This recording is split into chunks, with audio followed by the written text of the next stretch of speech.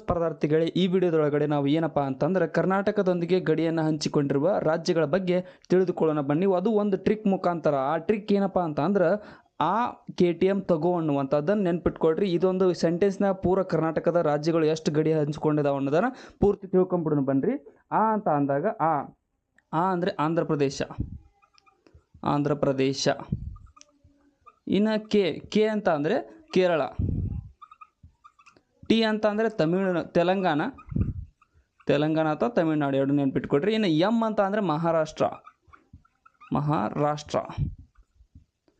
ತ ಅಂತ ಅಂದರೆ ತಮಿಳುನಾಡು.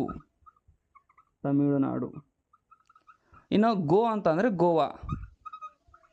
ಸೊ ಇವಿಷ್ಟು ನಮ್ಮ ಕರ್ನಾಟಕದೊಂದಿಗೆ ಗಡಿ ಹಂಚಿಕೊಂಡಿರುವ ರಾಜ್ಯಗಳು. ಇನ್ನು ಕೊನೆಯದಾಗಿ ನಿಮಗೊಂದು ಕ್ವಶನ್ ಐತೆ ನೋಡ್ರಿ, ಏನಂತಂದ್ರೆ ಕರ್ನಾಟಕದ ಒಟ್ಟು ಕರಾವಳಿ ಉದ್ದ ಎಷ್ಟು ಕಿಲೋಮೀಟರ್ ಇದೆ ಅನ್ನೋದನ್ನು ನೀವು ಕಮೆಂಟ್ ಸೆಕ್ಷನ್ದೊಳಗೆ ಕಮೆಂಟ್ ಮಾಡಿ ತಿಳಿಸಿ.